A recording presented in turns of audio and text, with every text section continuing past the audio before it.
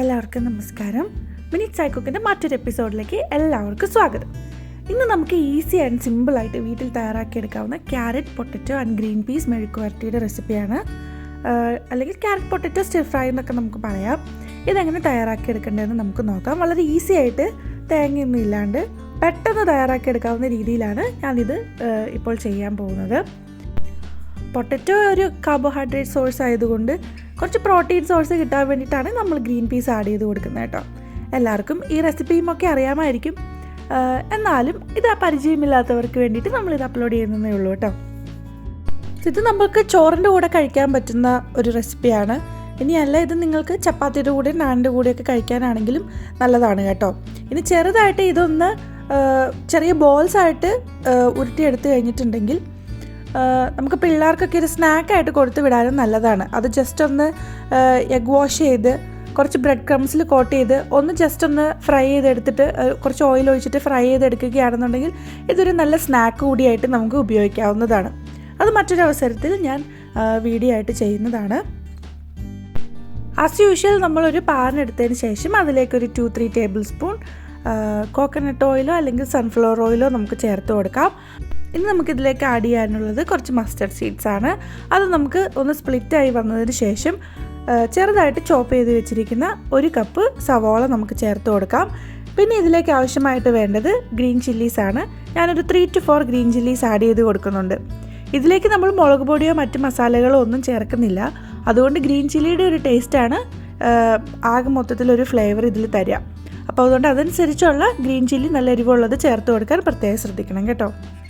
ഇനി ഇത് ഒത്തിരി അങ്ങോട്ട് ബ്രൗൺ കളർ ആവാൻ വേണ്ടിയിട്ട് നിൽക്കേണ്ട. ജസ്റ്റ് ഒന്ന് ട്രാൻസ്പെറൻ്റ് ആയിട്ട് വരുമ്പോഴത്തേക്കും നമുക്ക് ചോപ്പ് ചെയ്ത് വെച്ചിരിക്കുന്ന ക്യാരറ്റ്സ് ഇതിലേക്ക് ആഡ് ചെയ്ത് കൊടുക്കാം. ഞാനൊരു ചോപ്പർ ഉപയോഗിച്ചുകൊണ്ടാണ് കേട്ടോ ഇത് കട്ട് ചെയ്ത് വെച്ചിരിക്കുന്നത്. നിങ്ങൾക്കും ചോപ്പറൊക്കെ ഉപയോഗിക്കുകയാണെങ്കിൽ പെട്ടെന്ന് ഈസി ആയിട്ട് കുക്ക് ചെയ്തെടുക്കാവുന്ന ഒരു സിമ്പിൾ റെസിപ്പിയാണിത്. ഇനി നമ്മൾക്ക് വേണ്ടത് ഈ സെയിം സൈസിൽ കട്ട് ചെയ്ത് വെച്ചിരിക്കുന്ന പൊട്ടറ്റോസ് ആണ്. ക്യാരറ്റ്സിലെ എക്സ്ട്രാ ആയിട്ടുള്ള വാട്ടറൊക്കെ ഒന്ന് ജസ്റ്റ് ഒന്ന് വലിഞ്ഞതിന് ശേഷം നമ്മൾക്ക് ഇതിലേക്ക് ചോപ്പ് ചെയ്ത് വെച്ചിരിക്കുന്ന പൊട്ടറ്റോസ് ആഡ് ചെയ്ത് കൊടുക്കാം. ഇനി ഇതിലേക്ക് ഒട്ടും തന്നെ വെള്ളം ചേർത്ത് കൊടുക്കേണ്ട ആവശ്യമില്ല. ഇത് ഇങ്ങനെ തന്നെ മൂടി വെച്ചിട്ടുണ്ടെങ്കിൽ പൊട്ടറ്റോസിലെയും ക്യാരറ്റിലെയും വെള്ളം കൊണ്ട് തന്നെ നന്നായിട്ട് ഫ്രൈ ആയിട്ട് കിട്ടുന്നതാണ് കേട്ടോ. ഒരു സ്റ്റിർ ഫ്രൈ രീതിയിൽ നമ്മൾക്ക് ആ ഉപയോഗിച്ചിരിക്കുന്ന എണ്ണയിൽ തന്നെ ഇത് ജസ്റ്റ് ഒന്ന് സോട്ടായിട്ട് വരുന്നതാണ്. കുക്കിംഗ് ടൈം വളരെ കുറവാണ്. എന്നാലും നമുക്കിനി ഇതൊന്ന് നന്നായിട്ട് മിക്സ് ചെയ്ത് കൊടുക്കാം. അതിനുശേഷം ഒന്ന് മൂടി വെച്ചൊരു 5 മിനിറ്റ്സ് ഒന്ന് കുക്ക് ചെയ്തെടുക്കാം. ഈ 5 മിനിറ്റ്സ് കഴിഞ്ഞ് കഴിയുമ്പോൾ ഇതൊന്ന് ജസ്റ്റ് ഒന്ന് നന്നായിട്ടൊന്ന് സ്റ്റിർ ചെയ്ത് കൊടുക്കണം. നല്ലൊരു ആവി വന്നു കഴിഞ്ഞ് കഴിയുമ്പോൾ നമ്മൾക്ക് ഇതിൻ്റെ ലിഡ് മാറ്റിയിട്ട് നന്നായിട്ടൊന്ന് അങ്ങോട്ടും ഇങ്ങോട്ടും ഒന്ന് മിക്സ് ചെയ്ത് കൊടുക്കാം. അപ്പോൾ ഈ പൊട്ടറ്റോസും ക്യാരറ്റും ഒന്ന് കുക്ക് ആവുന്നതോടും വരെ നമ്മൾക്ക് ഇതൊന്ന് കണ്ടിന്യൂ ചെയ്യാം കേട്ടോ. ഇപ്പം നമ്മൾ ചോപ്പ് ചെയ്യുമ്പോൾ വളരെ ചെറുതായിട്ട് ചെയ്യുകയാണെങ്കിൽ കുക്കിംഗ് ടൈം വളരെ കുറവായിരിക്കും. അല്ല, ഇനി അതിന് കുറച്ച് വലിപ്പം കൂടുതലുള്ളതാണെന്നുണ്ടെങ്കിൽ കുറച്ച് സമയം വേണ്ടി വരും ഇതൊന്ന് കുക്കായിട്ട് വരാൻ വേണ്ടിയിട്ട്. ഇനി നമുക്ക് ഈ സമയമാകുമ്പം ആവശ്യമായിട്ടുള്ള സോൾട്ട് ചേർത്ത് കൊടുക്കാം. അത് ആവശ്യത്തിന് നമുക്ക് ചേർത്ത് കൊടുക്കാവുന്നതാണ്. ഇനി നമുക്ക് ഇതിലേക്ക് ആവശ്യമായിട്ട് വേണ്ടത് ഒരു 1/2 ടീസ്പൂൺ ടർമറിക് പൗഡറാണ്. അതും നമുക്ക് ആഡ് ചെയ്ത് കൊടുക്കാം. ഇനി നമ്മൾ ഇതിലേക്ക് ആഡ് ചെയ്ത് കൊടുക്കുന്നത് ഗ്രീൻ പീസാണ്. ഇത് നന്നായിട്ടൊന്ന് ആവിയൊക്കെ വന്ന് ഒന്ന് കുക്കായി കഴിഞ്ഞ് കഴിയുമ്പോഴത്തേക്കും നമുക്ക് ഗ്രീൻ പീസ് ആഡ് ചെയ്ത് കൊടുക്കാം. ഇത് ഓൾറെഡി ഹാഫ് കുക്ക് ചെയ്ത് വെച്ചിരിക്കുന്ന ഗ്രീൻ പീസാണ് കേട്ടോ നമ്മൾ ഇതിലേക്ക് ആഡ് ചെയ്ത് കൊടുക്കുന്നത്. അപ്പോൾ എൻ്റെ കയ്യിൽ കുറച്ച് ഫ്രോസൺ ആയിട്ട് ഗ്രീൻ പീസ് ഇരിപ്പുണ്ടായിരുന്നു. അപ്പോൾ അതാണ് ഞാൻ ഇതിലേക്ക് ആഡ് ചെയ്ത് കൊടുക്കുന്നത്. അപ്പോൾ നമ്മുടെ പൊട്ടറ്റോയിലും ക്യാരറ്റിലും ഒക്കെ ഈ പറഞ്ഞതുപോലെ കാർബോഹൈഡ്രേറ്റ്സിൻ്റെ അളവൊക്കെ കൂടുതലാണല്ലോ. അപ്പോൾ കുറച്ച് ഗ്രീൻ പീസ് ചെന്ന് കഴിയുമ്പോൾ ഒരു പ്രോട്ടീൻ സോഴ്സ് കൂടിയാണ്. അപ്പോൾ ഇതൊരു ബാലൻസ്ഡ് ആയിട്ടുള്ളൊരു കറി എന്നാണ് നമുക്ക് പറയാം.